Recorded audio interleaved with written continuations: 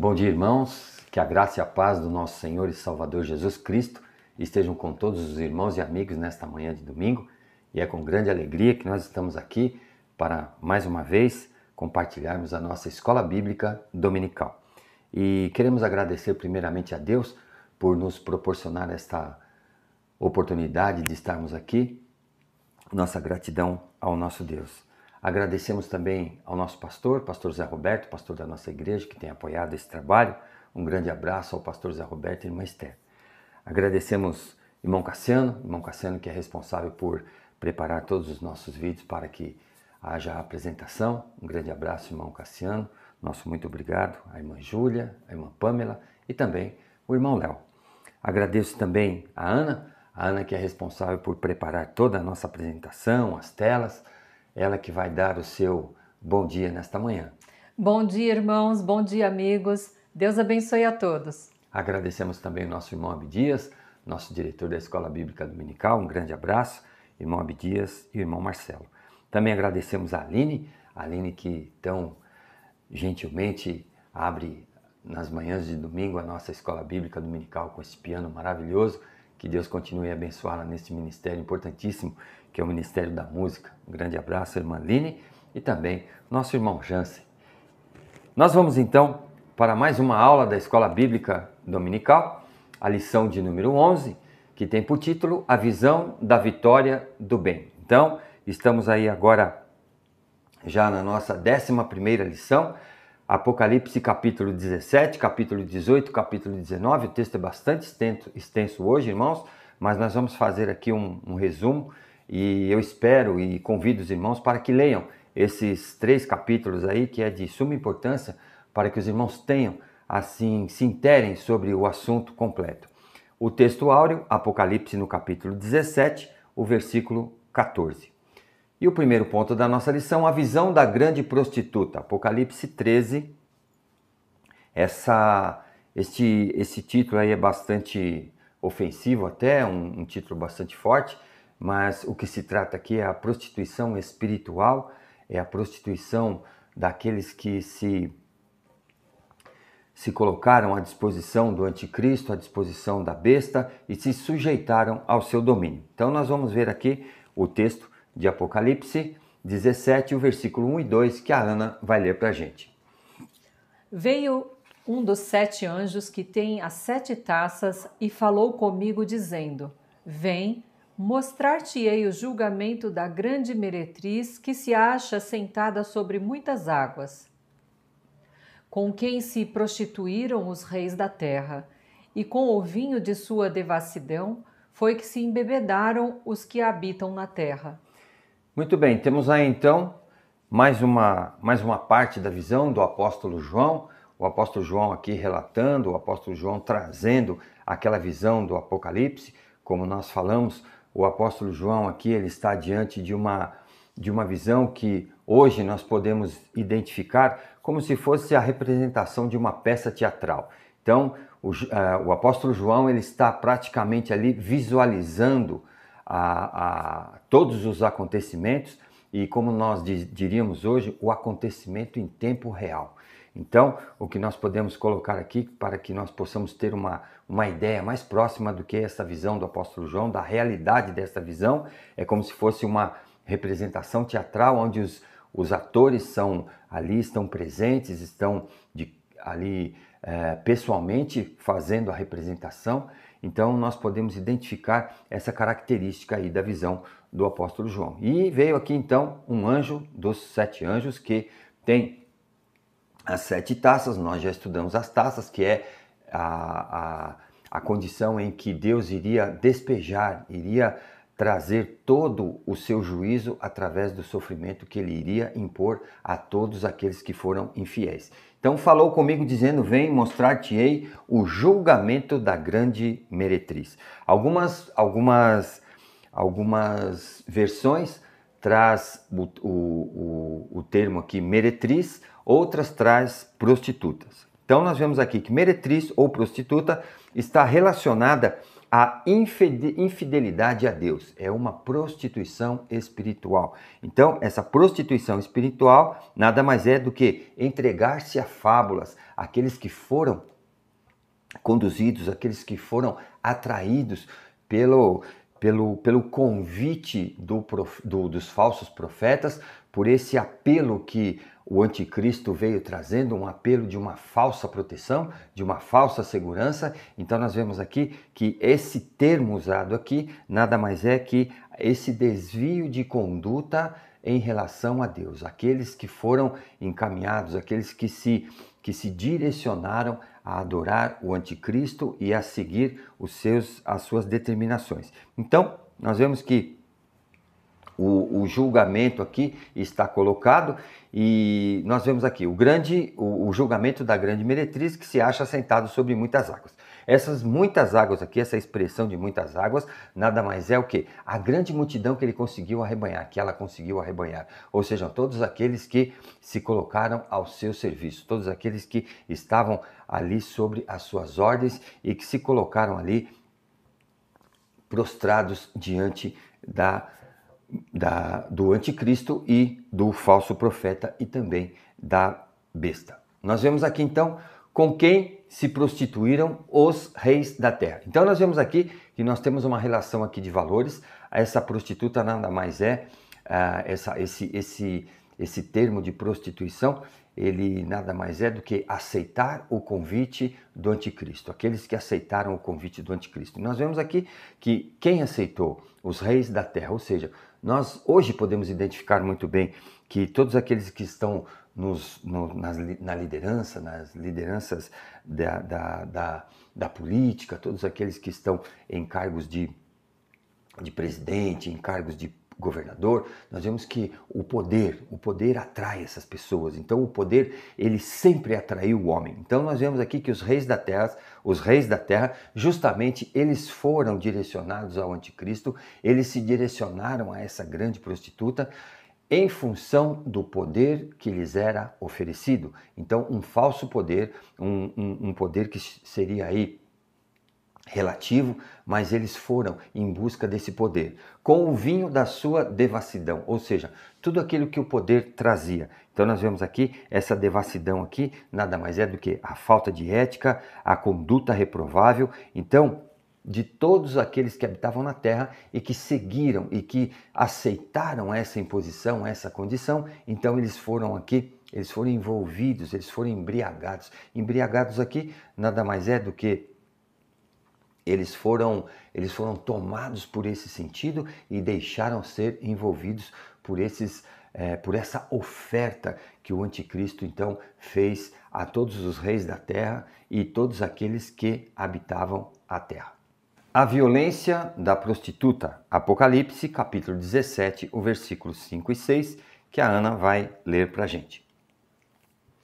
Na sua fronte achava-se escrito um nome, um mistério: Babilônia, a Grande, a mãe das meretrizes e das abominações da terra. Então vi a mulher embriagada com o sangue dos santos e com o sangue das testemunhas de Jesus, e, quando a vi, admirei-me com grande espanto. Vamos voltar aqui. Então, na sua fronte achava-se escrito um nome, um mistério. Então, o apóstolo João aqui, ele presenciou, então, era como se fosse uma criatura aqui, alguém que tinha um nome escrito na sua fronte, ou seja, o nome estava escrito visivelmente, e esse nome era um mistério. Babilônia, a Grande, a mãe das meretrizes e das abominações da terra. Então, como nós já acompanhamos, os irmãos já tiveram aqui a oportunidade de ver essa menção que eu fiz, as profecias. Nós temos as profecias próximas e as profecias distantes. E aqui nós vemos que essa Babilônia, quando o apóstolo João se refere, assim também como o apóstolo Paulo se referiu à Babilônia, a grande Babilônia, nesta visão aqui, ela tem um dos significados direcionados ao Império Romano. Então, no tempo contemporâneo do apóstolo João, a grande Babilônia aqui nada mais era do que o Império Romano, o poder que o Império Romano exercia sobre as nações do mundo de então. Então, essa profecia, nós podemos aqui denominá-la como a profecia próxima, mas ela também tem a relação com a profecia distante, que a Babilônia aqui nós podemos entender que é o domínio romano. Esse domínio romano nós podemos identificar nitidamente ainda existente hoje. O domínio romano que sempre esteve presente à história do cristianismo. Então nós vemos que a história do cristianismo ele vem em paralelo com esse domínio romano que nós temos até hoje. Então, o domínio romano que vem lá do centro da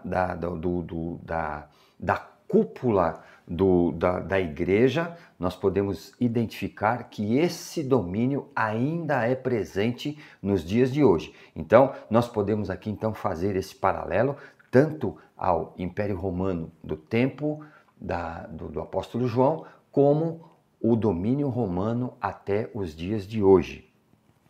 E aí o versículo 6, nós temos: então vi a mulher embriagada. Então essa visão de uma mulher foi a figura que o apóstolo João usou para identificar essa que era denominada a grande meretriz, com o sangue dos santos e com o sangue das testemunhas de Jesus. Então nós vemos aqui que as testemunhas de Jesus e os santos foram aqueles que não se renderam às orientações, que não se renderam às determinações do anticristo, dos falsos profetas e também da besta. Então, eles foram perseguidos, eles foram oprimidos e eles foram levados até a morte. Por isso que fala aqui o sangue dos santos, ou seja, aqueles que pagaram com sua vida por não aceitar o domínio da grande prostituta ou da besta, de todo esse conjunto, de todo esse sistema que foi imposto pelo falso profeta, pela besta e também pelo anticristo. E quando a vi, admirei-me com um grande espanto. Então,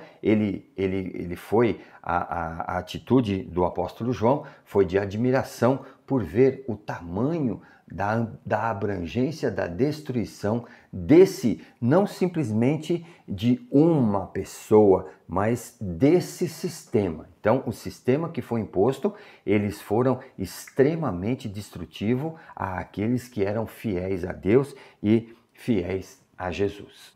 O significado da Babilônia. Então, nós vemos aqui a Babilônia, a grande Babilônia e a mulher, a prostituta, que João se refere aqui. Então nós temos esse significado e esta visão. Então esse simbolismo que o apóstolo João usa, então está relacionado com este tema aqui, a Babilônia, a grande Babilônia, a mulher e a meretriz. Então foram todas essas as figuras que João usou para que nós entendêssemos hoje um pouco melhor. Apocalipse, capítulo 17, o versículo 18, nós vamos ler também depois o capítulo 18, o versículo 4 e 5, que a Ana vai ler para a gente. Apocalipse 17, versículo 18. A mulher que viste é a grande cidade que domina sobre os reis da terra. Apocalipse 18, versículo 4 e 5. Ouvi outra voz do céu dizendo: retirai-vos dela, povo meu, para não serdes cúmplices em seus pecados e para não participardes dos seus flagelos. Porque os seus pecados se acumularam até o céu, e Deus se lembrou dos atos iníquos que ela praticou. Então temos aí nosso primeiro texto, Apocalipse 17, 18, a mulher que viste. Então aquela figura que João usou para identificar, que João usou para ilustrar a figura de uma prostituta. Ele coloca aqui: a mulher que viste é a grande cidade que domina sobre os reis da terra. Então nós vemos aqui, nós podemos identificar muito bem que não é exatamente um lugar, uma cidade, mas é sim o domínio, um sistema que domina os reis da terra. Então esse sistema, alguns dizem, né, que a besta é o Papa. Eu não acredito nisso e eu entendo que a besta pode ser sim a figura de um homem, mas vai ser a figura de um estadista provavelmente. E só para que os irmãos tenham uma ideia, eu creio que a besta não seja praticamente ou simplesmente uma pessoa, mas um sistema. Querem ver? Como nós falamos aqui do Papa. O Papa não sabe quem eu sou. O Papa não sabe o que eu estou fazendo e nem aonde eu estou. Mas o Google sabe. O Google sabe aonde você está, o que você está fazendo e o que você faz. Então, nós temos esse domínio hoje em dia. Então, nós podemos fazer um paralelo aí, não com uma pessoa em si, mas com um sistema que vai dominar.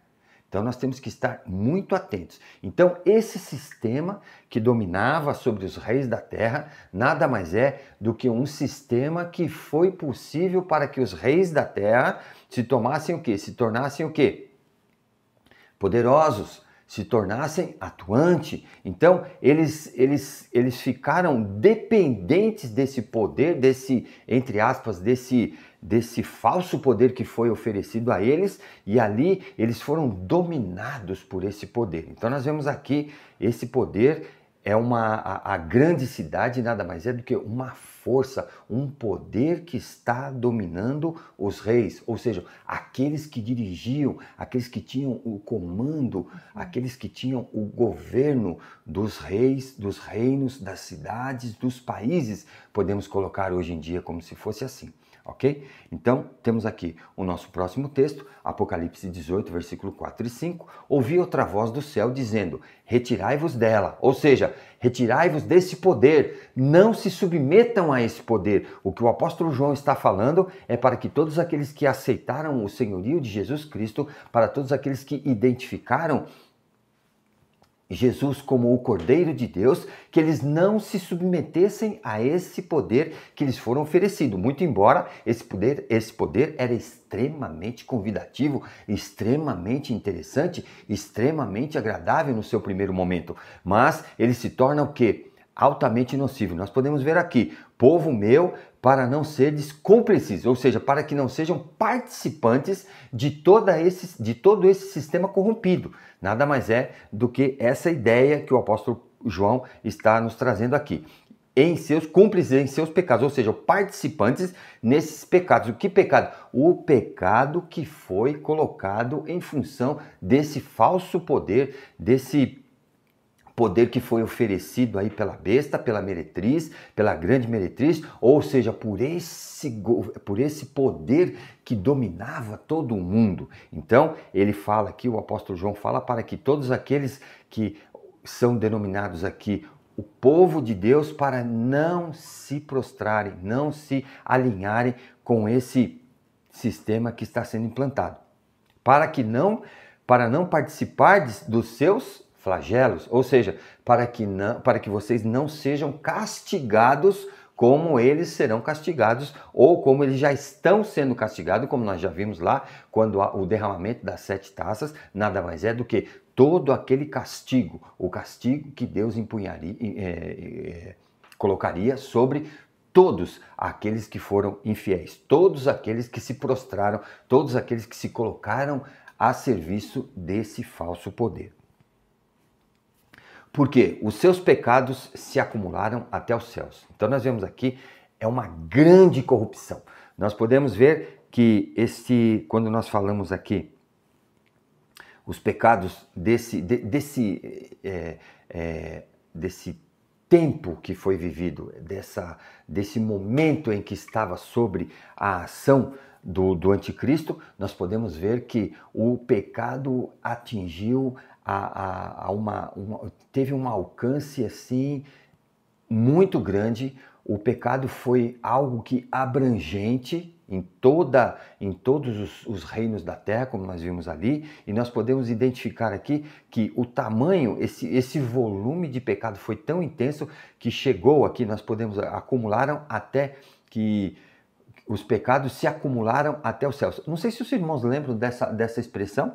Lembram-se quando no tempo lá de Noé, no tempo de Noé, as pessoas se casavam, davam-se em casamentos, e tamanha era a corrupção que essa corrupção chegou até o céu. Então, essa expressão que o apóstolo João usa, nada mais é do que a expressão de que vai identificar a grande quantidade, ou seja, eles viviam em pecados constantes.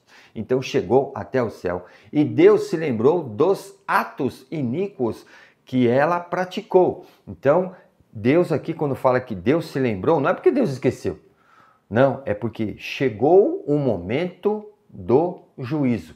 Então, Deus aqui determinou que este momento seria o momento do juízo. Então, nós podemos ver aqui que esses pecados não ficaram impunes. Então, todo esse tempo, todo esse poder abrangente que o anticristo aplicou em todos aqueles que foram seus seguidores, em todos aqueles que seguiram a besta, que seguiram o anticristo e que seguiram os falsos profetas, então agora eles serão castigados. Nós vemos também que esse castigo, irmãos, não é o castigo que Deus fala, vou castigar e pronto. Não. Ele vem sendo anunciado, ele vem sendo falado, ele vem sendo advertido para que o povo se arrependa. Vejam que todo esse período da tribulação existe um tempo em que ainda existia a oportunidade de se arrepender. Mas agora então nós vamos ver que depois desse período, então vai se caracterizar aqui, vai se implantar esse juízo de Deus, o juízo que será sobre toda a iniquidade desse período. A glória do Cordeiro, Apocalipse 19. Então estamos aqui no capítulo 19 de Apocalipse, aonde agora a cena se transforma, a cena se modifica e nós vamos ver então aqui alguma coisa relacionada ao Cordeiro de Deus. E nós vamos ler então o texto que se encontra em Apocalipse, no capítulo 19, o versículo 1 e 2, que a Ana vai ler para a gente. Depois destas coisas, ouvi no céu uma como grande voz de numerosa multidão, dizendo: Aleluia! A salvação e a glória e o poder são do nosso Deus, porquanto verdadeiros e justos são os seus juízos, pois julgou a grande meretriz que corrompia a terra com a sua prostituição, e das mãos dela vingou o sangue dos seus servos.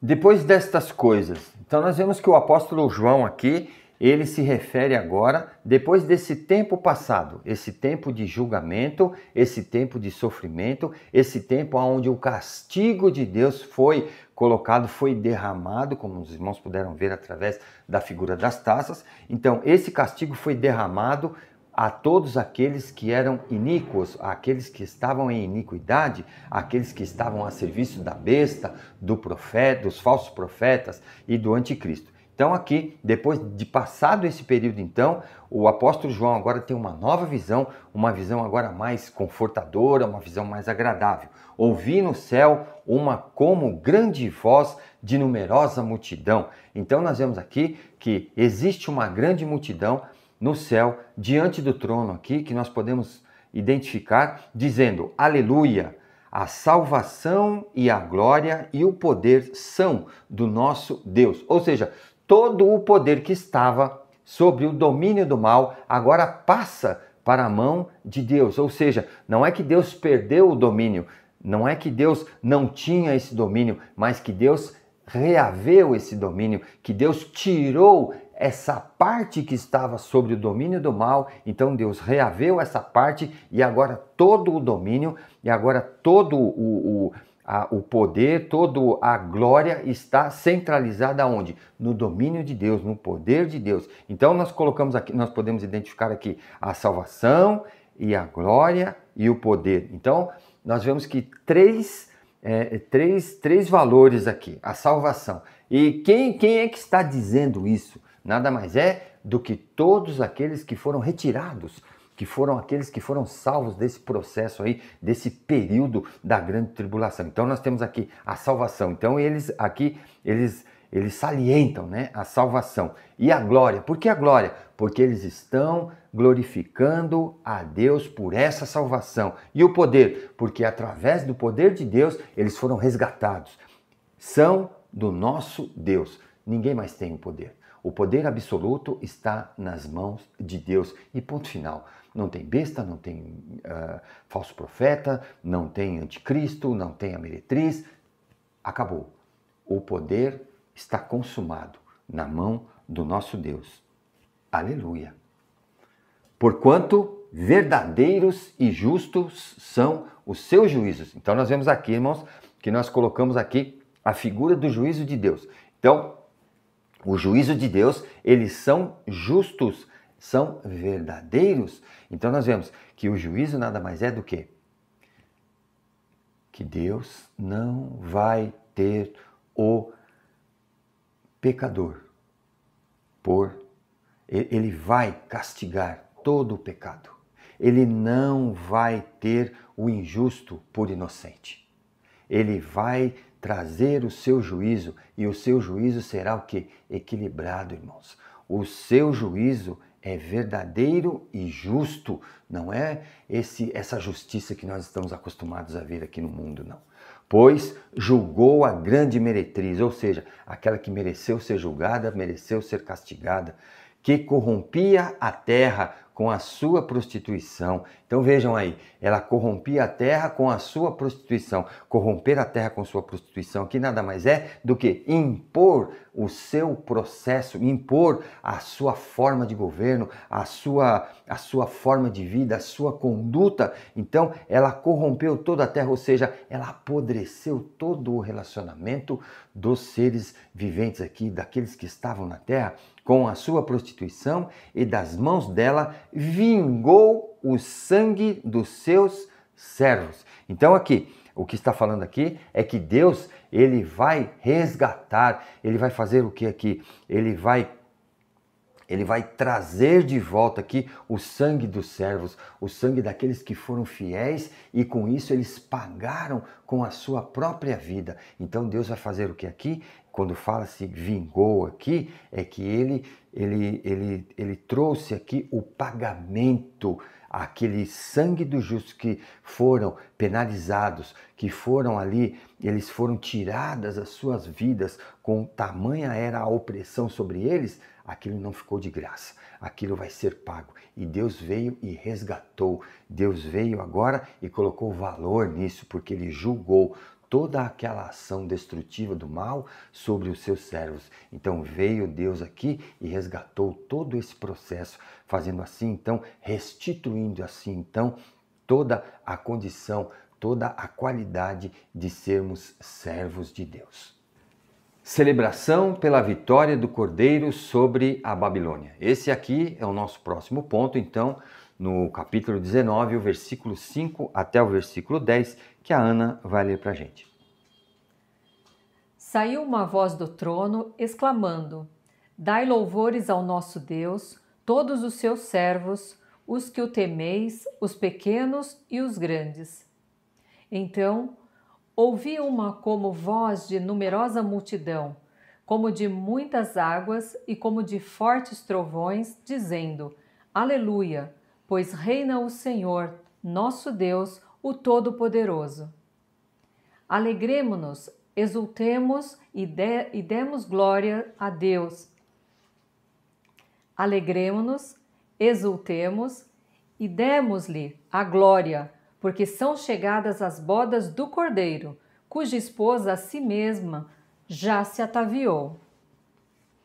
Pois lhe foi dado vestir-se de linho finíssimo, resplandecente e puro, porque o linho finíssimo são os atos de justiça dos santos.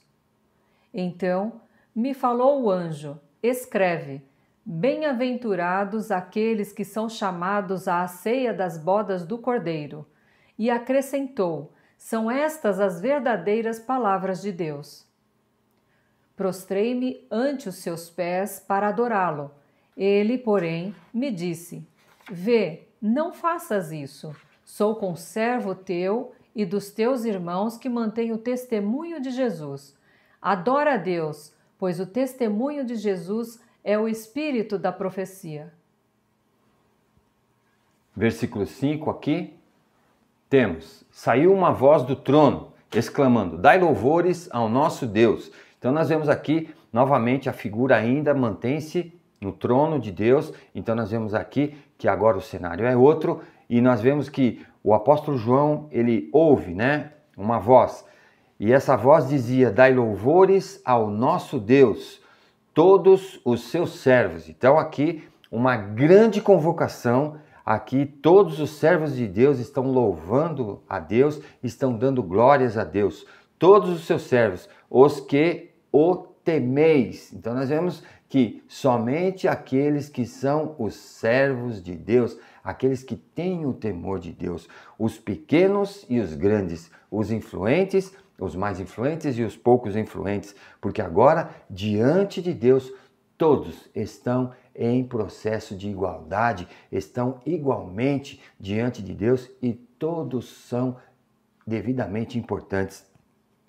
Nós vemos aqui, então, ouvi uma como voz de numerosa multidão, ou seja, um grande som, como de muitas águas, um som potente, um som forte e como de fortes trovões, dizendo. Então nós vemos aqui que o som era potente, o som era abrangente, o som ele era penetrante, ele pegava todos os extremos e o som dizia aleluia, ou seja, nada mais é do que o som do louvor. Eles estavam adorando a Deus. Aleluia, pois reina o Senhor. Então ele identifica aqui que todo o poder reina o Senhor, que é todo o poder está na mão de Deus. Deus exerce o poder, Deus domina o poder, Deus está com todo esse poder. Ao Senhor é dado esse poder, todo o poder pertence ao Senhor.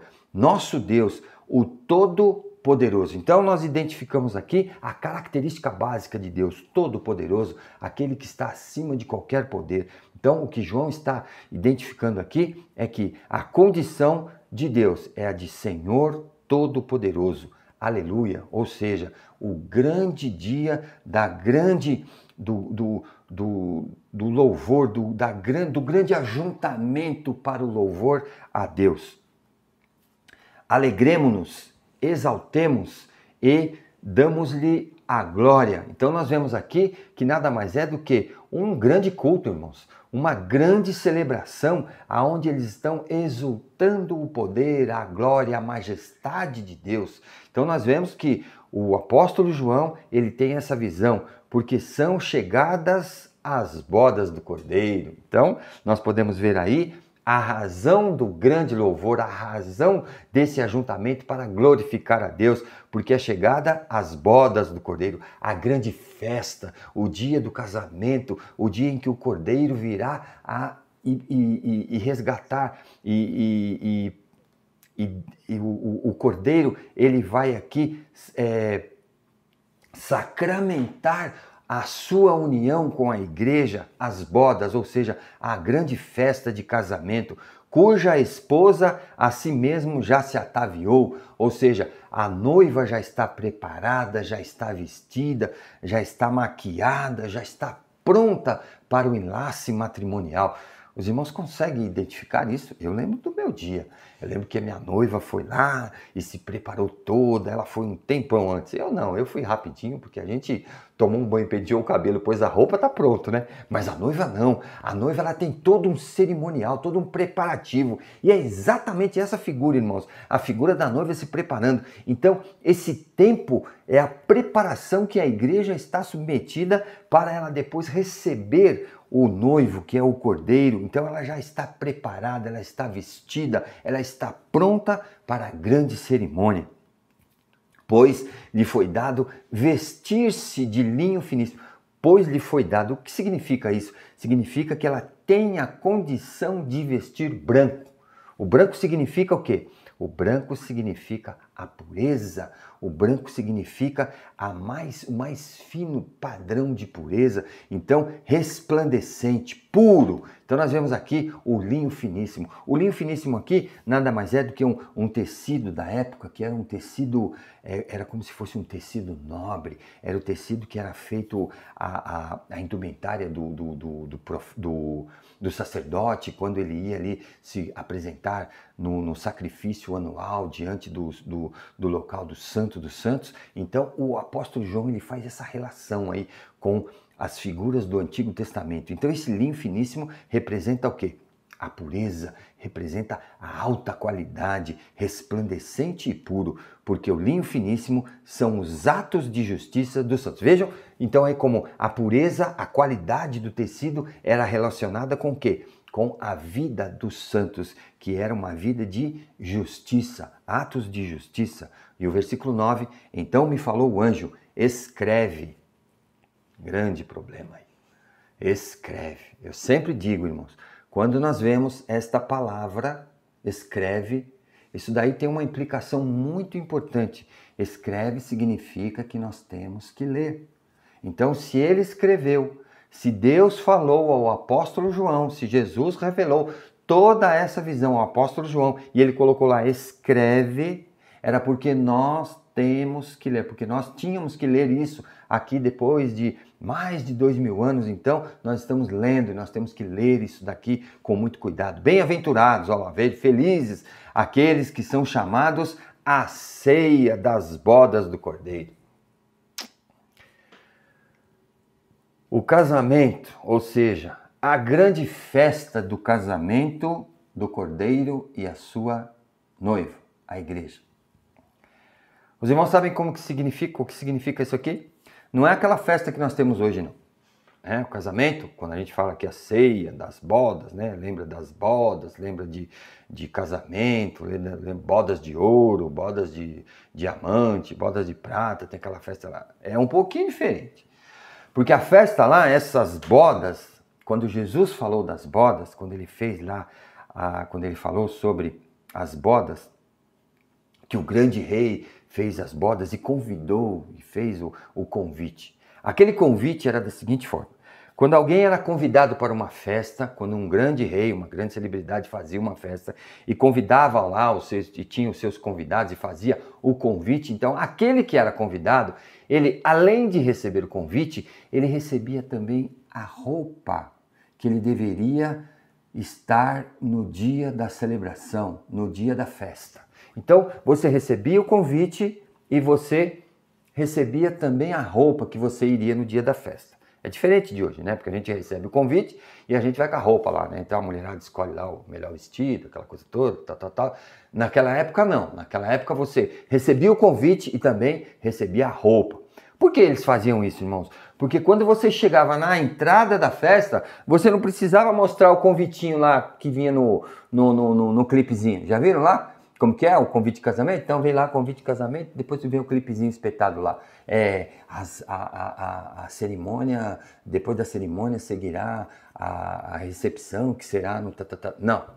Então quando você recebia a roupa, aquela roupa já identificava você para entrar nas bodas. Ou seja, você era credenciado a entrar de acordo com a sua vestimenta. Então, quando você chegava nas bodas ali na entrada dessa festa, eles te identificavam pela roupa que você estava vestindo, porque você era um convidado oficial, porque você tinha recebido a roupa. E é exatamente isso que João está usando aqui, esta figura, a figura que nós estamos o quê? Devidamente vestidos para a grande celebração. E é exatamente isso que aconteceu. E acrescentou, são estas as verdadeiras palavras de Deus. Então o anjo traz o quê? A palavra de Deus. E João, ele fica tão tomado aqui de alegria, tão assim impressionado com tudo isso, que olha o que acontece com o apóstolo João. Prostrei-me ante aos seus pés para adorá-lo. Olha, João quase que se equivocou, porque ele se prostrou diante, sabe de quem? Do anjo. E aqui olha o que o anjo diz. Ele, porém, me disse, o anjo falou a João, vê, não faças isso. Ele alertou ao apóstolo João, eu sou conservo teu e dos teus irmãos. Ou seja, ele se igualou. O anjo nada mais era do que um conservo, ou seja, aquele que servia com João. Era um servo da mesma qualidade, da mesma condição. Então, esse anjo ele falou assim, não faça isso. Você tem que se prostrar única e exclusivamente a Deus. Ou seja, se aqui o apóstolo João ele se prostrasse diante do anjo, ele poderia incorrer aqui no pecado da blasfêmia, irmãos. Vejam que interessante. Então, ele iria adorar um anjo e não deveria. Então, o anjo logo se identificou. Não faça isso, porque você tem que adorar quem? Somente a Deus. Então, nós vamos ver aqui. Não faças isso. Sou conservo teu e dos teus irmãos, que mantém o testemunho de Jesus. Então, vejam que João foi o quê? Credenciado. Ele era um dos servos de Jesus, que mantinha o testemunho. Pois o testemunho de Jesus adora a Deus. Então o anjo ele fala assim, adorar, prostrar-se, colocar-se de joelho, prestar adoração, louvor somente a Deus. Pois o testemunho de Jesus é o espírito da profecia. Espírito da profecia, irmãos. O testemunho de Jesus. Para nós entendermos isso, é muito simples. Não existe mais profecia, mas a profecia é única e exclusivamente o testemunho dado pela vida do nosso Senhor Jesus. Simples assim. Sabe onde está toda a profecia? João, Marcos, Lucas e Mateus. Se nós olharmos lá os evangelhos, nós vamos ver todo o testemunho de Jesus. Que testemunho?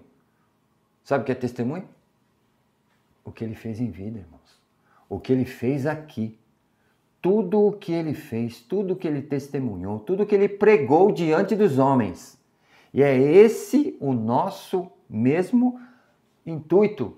Esse é a nossa direção. Nós temos que testemunhar de Jesus. E aqui, o testemunho de Jesus é o espírito da profecia. Então, quando nós testemunharmos a vida de Jesus, quando nós tivermos uma vida que se identifica com Jesus, aí sim nós estaremos identificando a profecia. E a profecia qual é? Jesus Cristo, o Cordeiro de Deus, que tira o pecado do mundo, o Messias enviado por Deus para salvar todos aqueles que se arrependerem dos seus pecados. Chegamos ao nosso final da nossa lição, a aplicação para a igreja hoje. Não é novidade para todos nós que percebemos como a cultura mundial está cada vez mais tolerante à depravação.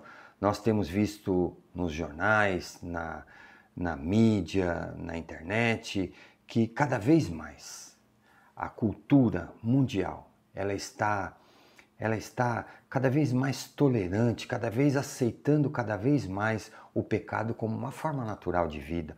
Então, isso está levando a nossa sociedade ao verdadeiro caos. Nós devemos esperar pela justiça do Senhor. Devemos celebrar ao Senhor por todos os seus feitos poderosos. Nós temos que estar com as nossas visões, com a nossa visão direcionadas ao Senhor. Pelos seus feitos poderosos, nós temos que ter sempre direcionado o nosso intuito para a orientação que Deus nos dá. A orientação contra o pecado, contra uma vida que possa levar à destruição. Então, ultimamente, a nossa sociedade está muito pouco preocupada com esse aspecto que o nosso Deus ele tem colocado para que tenhamos uma vida santa, uma vida de pureza. Conclusão. Em breve, Cristo voltará como Rei dos Reis e Senhor dos Senhores. Você acredita nisso? É Cristo o Senhor da sua vida? Essa é a grande questão. Será que o nosso mundo contemporâneo tem nos envolvido de tal forma que nós tenhamos esquecido dessa grande verdade? É Cristo o Senhor da sua vida? Façamos essa pergunta a cada um de nós. Você está preparado para encontrar-se com Cristo? Assim como a noiva estava preparada para a grande celebração, a noiva estava pronta para a grande celebração das bodas do Cordeiro. Será que nós estamos preparados? Será que eu estou preparado para encontrar-se com Cristo? Nós devemos fazer essa pergunta todos os dias. Como estamos vivendo? Como tem sido a nossa vida? Como tem sido o nosso testemunho? Estamos prontos para nos encontrarmos com Jesus? Vigie. Vigie para que aquele grande dia não apanhe você de surpresa. Para que quando Jesus voltar, nós possamos estar rejubilantes, nós possamos estar felizes, nós poderemos dar glórias a Deus pela volta do Cordeiro, pela volta de Jesus que vem nos buscar. Então, esse é o grande desafio que o livro de Apocalipse lança. A cada capítulo que nós lemos está implícito essa grande verdade. Nós temos que estar preparados e prontos para a grande volta do Senhor Jesus. E com esta afirmação, eu quero convidá-lo para que nesse momento você abaixe sua cabeça e feche seus olhos para nós encerrarmos a nossa lição desta manhã orando. Santo Deus e eterno Pai, nós te agradecemos, a Deus, por mais essa oportunidade que tu nos deste, Senhor, de podermos aqui passar este tempo onde nós podemos, Senhor, compartilharmos mais uma porção da tua palavra. Ó Pai, ajuda-nos, Senhor, para que possamos estar cada dia mais, Senhor, prontos para recebê-lo, Senhor. Que nós possamos cada dia mais estar nos afastando de todas as ofertas do mundo, Senhor, com a sua maldade, com a sua falsa segurança, e que nós possamos estar seguros, ó Pai, única e exclusivamente na tua verdade, na tua palavra. Faz de nós, Senhor, servos teus fiéis e cada vez mais, Senhor, fiéis para recebê-lo no dia do juízo final. Muito obrigado, Senhor. Fica conosco, ó Pai. Abençoa-nos, Senhor, neste dia. Nós oramos agradecidos, ó Pai, em nome do teu Filho amado Jesus, o nosso Salvador. Amém. Amém. Muito obrigado, amigos, por mais essa oportunidade. A todos os irmãos e amigos, nós já deixamos de antemão aqui o nosso convite para, se assim Deus permitir, para o nosso próximo domingo em mais uma Escola Bíblica Dominical. Até lá!